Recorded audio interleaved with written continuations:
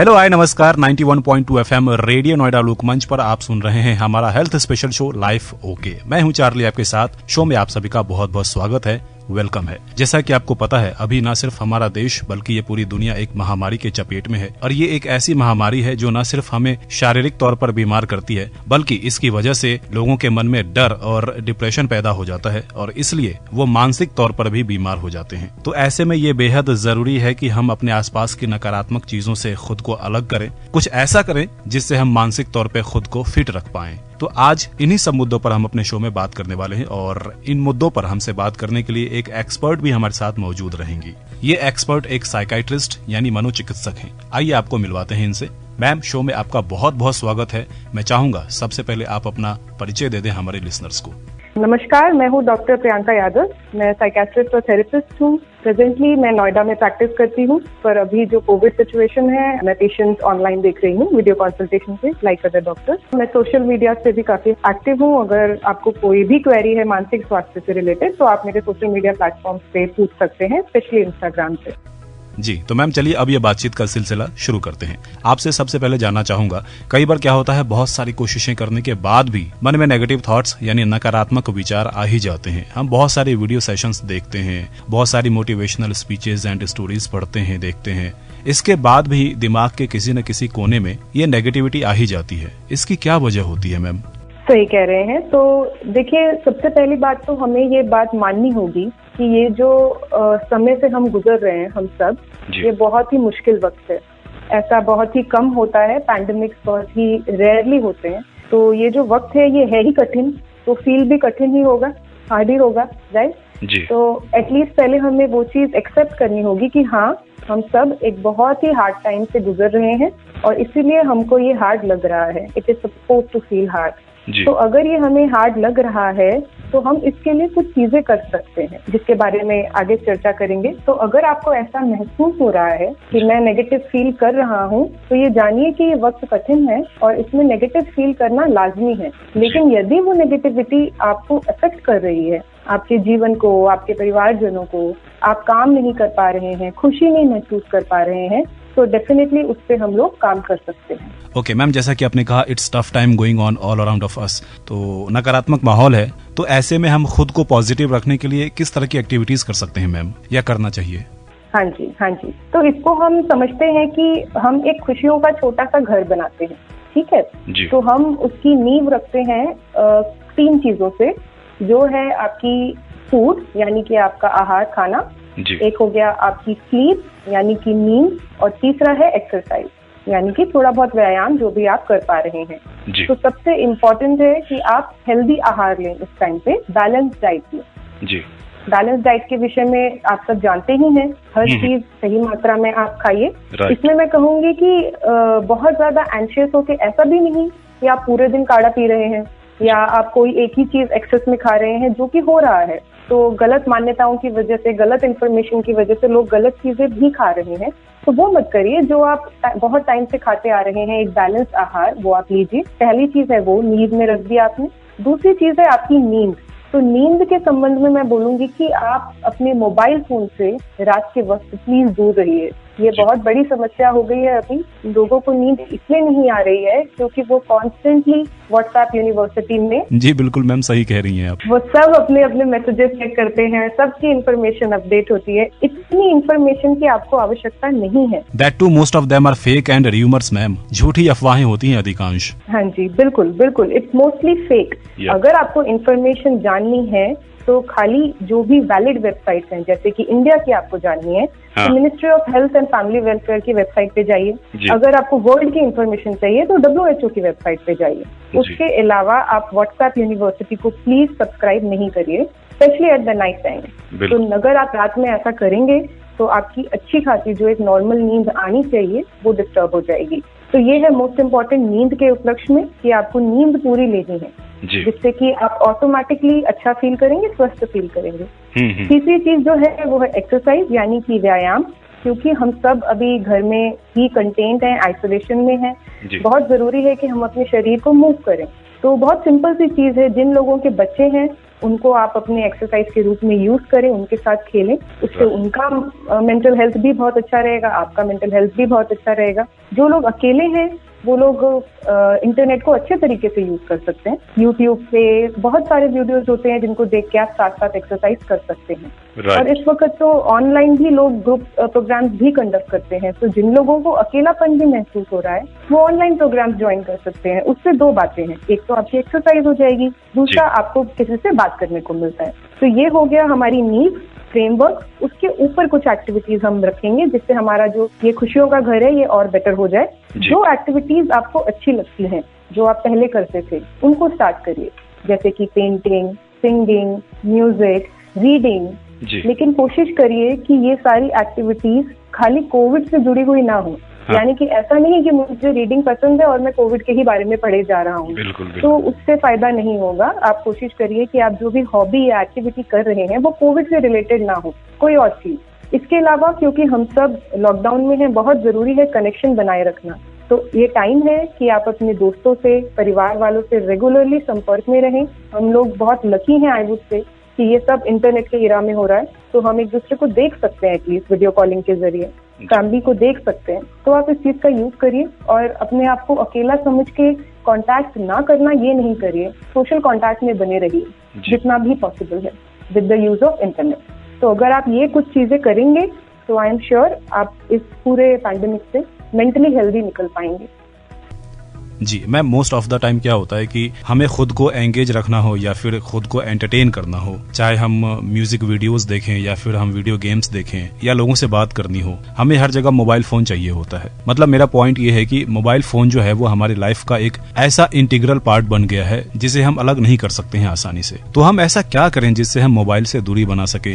लगातार mobile use करने की जगह हम ऐसी क्या आदतें हम डाल सकते हैं जिससे हमें मोबाइल की लत ना लगे और हम इन व्हाट्सएप यूनिवर्सिटीज से जो फॉरवर्ड्स आते हैं इनसे भी बच पाएं? ये जो आपने सवाल पूछा है ये बहुत लाजमी सवाल है और मैं कहूंगी कि पैंडेमिक की वजह से ये सवाल फोरफ्रंट में आया है, नहीं तो ये सवाल हमेशा से ही चल रहा है जब से मोबाइल फोन्स आए हैं। तो ऐसा नहीं है कि इंटरनेट की जो दुष्परिणाम है, इल इफेक्ट्स हैं, उसकी वजह से पेशेंट्स हम नहीं देखते, रेगुलरली भी देखते हैं। अब वो चीजें इंक्रीज हो गई हैं क्योंकि इस सिचुएशन में हम और आइसोलेटेड हैं। बीच में रोकना चाहूंगा मैम, एक इसकी वजह और भी है। अभी जैसे पेशेंट को ऑक्सीजन चाहिए या फिर इंजेक्शन चाहिए, इन सब चीजों के लिए भी लोग जो है मैसेज सर्कुलेट कर रहे हैं, एक दूसरे की हेल्प करने के लिए भी सोशल मीडिया यूज कर रहे हैं। तो ऐसे में फोन से दूरी बनाना मुश्किल है, तो इस चीज को भी हमें ध्यान में रखना पड़ेगा। तो आप क्या सजेस्ट करेंगे? राइट, बिल्कुल। तो देखिए, मैं इसमें एक आपको एनालॉजी दूंगी कि देखिए, आप अगर आपका घड़ा खाली है ना, तो आप किसी के घड़े में पानी नहीं भर सकते। तो बहुत जरूरी है कि पहले आपका घड़ा फुल होना चाहिए। तो यदि आप ही मेंटली स्वस्थ नहीं महसूस कर रहे हैं, यदि आप अपना स्वास्थ्य का ध्यान नहीं रख पा रहे हैं, तो आप किसी की भी मदद नहीं कर पाओगे। तो सबसे पहले आपको अपना स्वास्थ्य मेंटेन करना है, फिर आप सबकी मदद अच्छे से कर सकते हैं। तो जरूरी नहीं है कि 24 घंटे आप जो भी फॉरवर्ड आ रहे हैं सभी आपको तुरंत ही फॉरवर्ड करने हैं, क्योंकि उनमें से कई तो फेक है, कई चीजें ऐसी हैं जो कि रियल भी नहीं है। तो आई विल से कि आप सबसे इम्पोर्टेंट है इस समय पे अपना एक रूटीन बनाइए। एक दिन में एक स्ट्रक्चर होना चाहिए, एक डिसिप्लिन होना चाहिए कि आप किस वक्त पे क्या काम करेंगे। फॉर एग्जाम्पल, इस वक्त पे बच्चे की ऑनलाइन क्लास करनी है, इस वक्त पे मुझे एक्सरसाइज करनी है, इस वक्त पे हम एज अ फैमिली बैठ के खाना खाते हैं, ये टाइम है मेरा सोशल कनेक्शन का। हाँ, ये टाइम है जब मैं अपना इंटरनेट चेक करता हूँ या इंटरनेट के थ्रू काम करता हूँ। तो यदि आप टाइम के हिसाब से चीजें करेंगे तो आपकी लाइफ काफी ऑर्गेनाइज्ड रहेगी। और सबसे बड़ी परेशानी पैंडेमिक में यही होती है कि आपको एंजाइटी फील होती है, घबराहट होती है, क्योंकि पता नहीं कि आगे क्या होने वाला है। जब आप दिन में एक स्ट्रक्चर फॉलो करेंगे तो आपके दिमाग को पता रहता है कि आगे क्या होने वाला है। इसकी वजह से आपकी एंजाइटी काफी कम रहती है। प्लीज फॉलो एक स्ट्रक्चर को अपने लाइफ में फॉलो करिए पैंडेमिक में। लेकिन ये सब करते हुए भी ऐसा नहीं है कि मानसिक परेशानियां आपको नहीं हो सकती। इस वक्त पे अगर हम स्टैटिस्टिक्स देखें तो मानसिक परेशानियां बढ़ रही हैं, एक्सपेक्टेड है।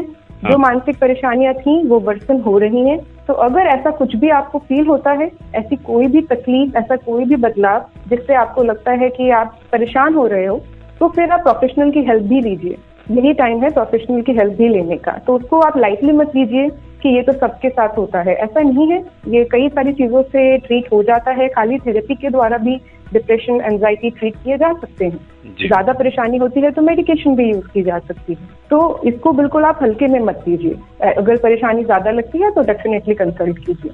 जी मैम, एक सही लाइफस्टाइल अपना के हम इन चीजों को कंट्रोल कर सकते हैं, डिप्रेशन से बच सकते हैं। लेकिन मैं उन लोगों की बात करना चाहूंगा जो अपनी जॉब्स खो रहे हैं, जिनको बिजनेस में नुकसान हो रहा है, या फिर जिनका कोई बड़ा काम जैसे शादी अटक गया हो। ऐसे लोगों के मन में एक अलग ही तरह का डर होता है, एक अलग ही तरह की एंग्जाइटी होती है।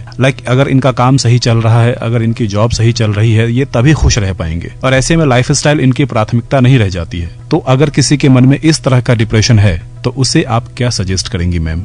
राइट, तो अगेन इसको सिंपल सा सोल्यूशन मैं बताती हूँ। आप एक पेज लीजिए, उसको 2 भाग में डिवाइड कीजिए।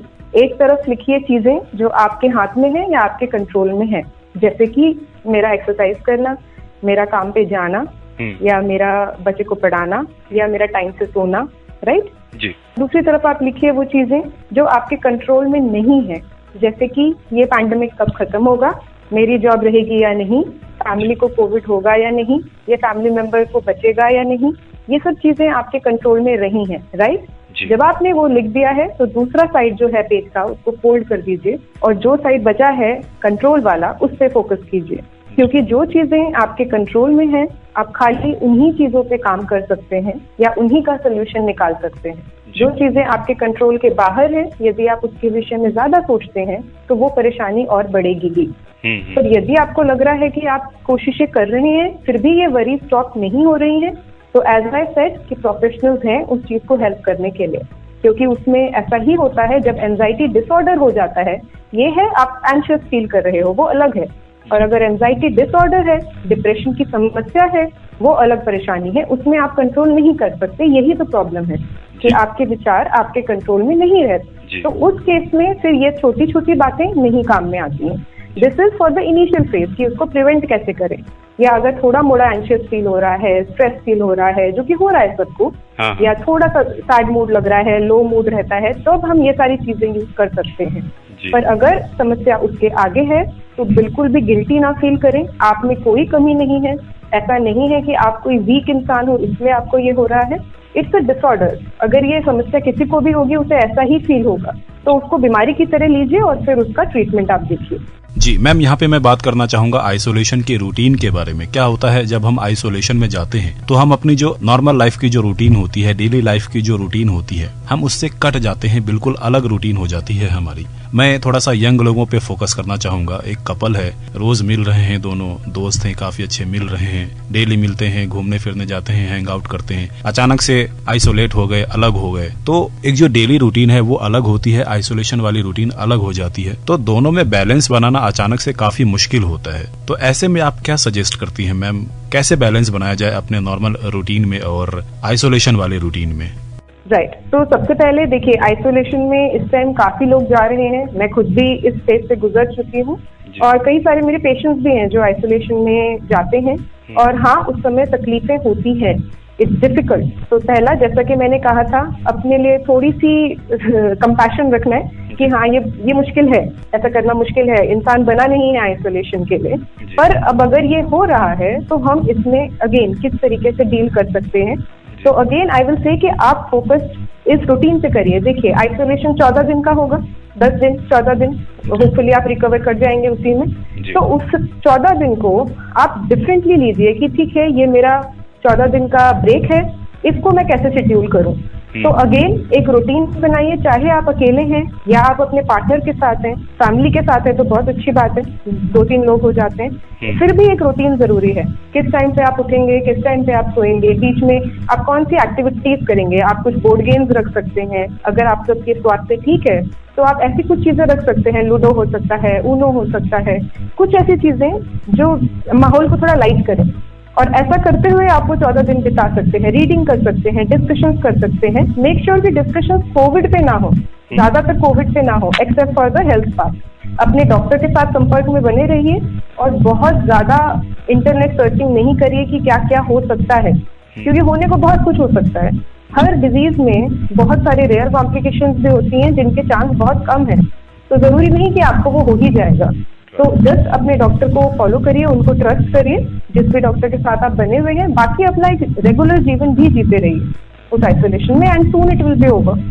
जी मैम, एक बेहद जरूरी सवाल यहाँ पे पूछना चाहूंगा आपसे। किसी के घर में अगर कोविड का केस आता है या फिर आस पड़ोस में नेबरहुड में कोविड का केस आता है, तो मन में एक तरह का डर बैठ जाता है कि कहीं हमें ना हो जाइए। इवन अगर दूध सब्जी खरीदने के लिए भी मार्केट जाते हैं तो वहाँ भी डर बना रहता है कि पता नहीं किसको आसपास कोविड हो और वो मुझे हो जाए। उस बारे में और सोच कर मानसिक तौर पर परेशान होते रहते हैं। कोविड के गाइडलाइंस को फॉलो करके हम कोविड से तो बच सकते हैं, लेकिन ये जो मानसिक परेशानी होती है, इससे कैसे बचे मैम? इस एंजाइटी को मन से कैसे निकालें?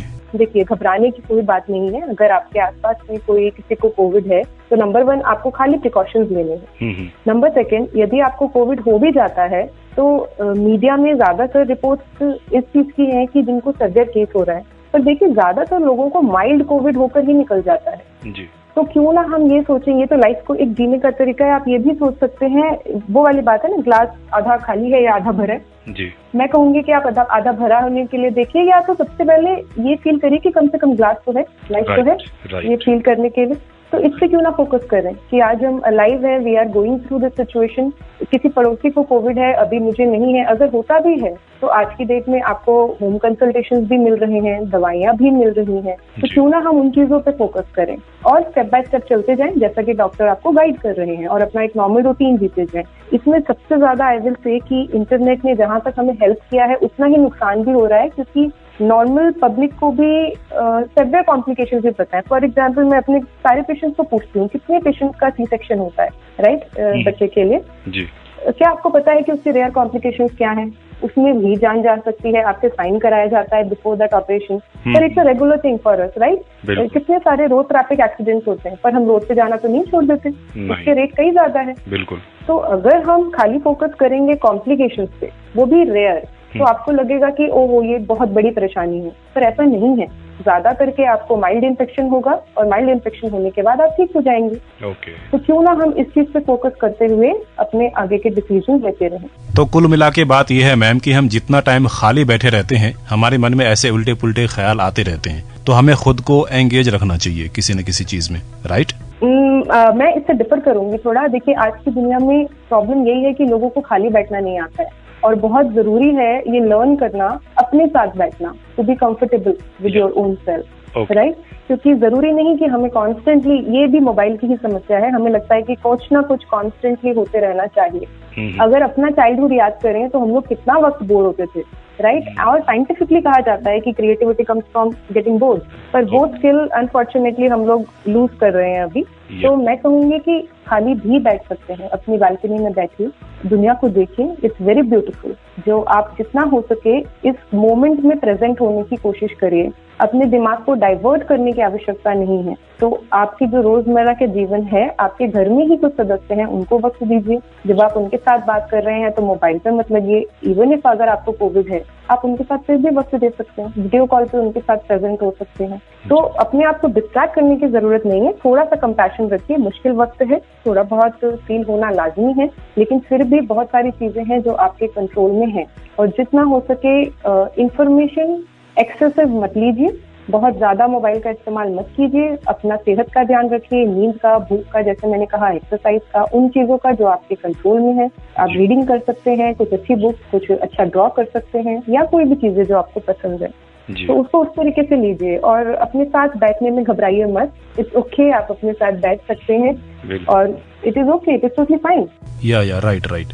Ma'am, if we talk about present circumstances, अभी की बात करें, अभी के हालात की, तो आपके पास अभी किस तरह के पेशेंट्स आ रहे हैं और किस तरह के मेंटल इश्यूज आपको देखने को मिल रहे हैं, और एज एन एक्सपर्ट आपका कैसा एक्सपीरियंस है मैम जब आप उनको हील करती हैं?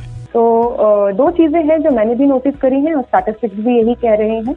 एक है कि जितनी भी एग्जिस्टिंग मेंटल इलनेसेस थी, जिनको ऑलरेडी मेंटल इलनेसेस थी, वो वर्सन हो रही हैं इस टाइम से, राइट। उसका रीजन है कि स्ट्रेस है बहुत ज्यादा, आइसोलेशन है, डॉक्टर से मुलाकात नहीं हो पा रही है। अभी तो चीजें स्ट्रीमलाइन हो गई हैं, क्योंकि आई थिंक टेली कंसल्टेशन ने काफी कुछ बदल दिया है। मेरे अभी इस टाइम काफी कंसल्टेशन वीडियो कंसल्टेशन पर ही चल रहे हैं, और लोग अब ट्रीटमेंट ले पा रहे हैं, राइट। दूसरी बात है कि जिनको मेंटल इलनेसेस नहीं थी, उनको अब हो रही है।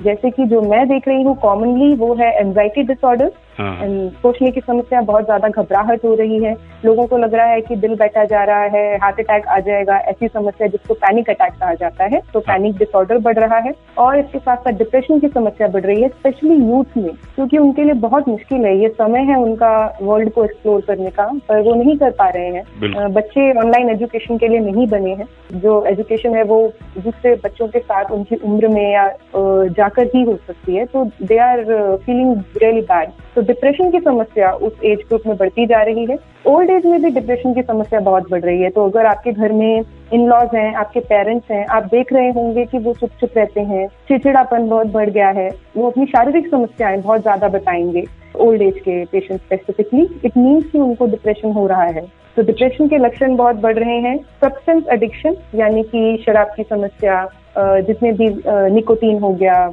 उन सब की प्रॉब्लम्स बढ़ती जा रही हैं, क्योंकि डिफिकल्ट टाइम्स हैं, लोग कोपिंग के लिए ये सब चीजें यूज कर रहे हैं। इंटरनेट एडिक्शन बहुत बढ़ता जा रहा है। इंसोम्निया, नींद की समस्या, ये सब चीजें मैं देख रही हूँ कि काफी उभर के आ रही हैं। ट्रीटमेंट की बात करें तो वीडियो कंसल्टेशन के थ्रू एटलीस्ट साइकेट्री में बहुत ही इजी है ट्रीटमेंट करना, जब तक कि केस कोई कॉम्प्लिकेटेड नहीं है। मैरिटल इश्यूज भी बहुत बढ़ रहे हैं, मैरिजेस जो हैं उसमें तनाव बहुत बढ़ रहा है।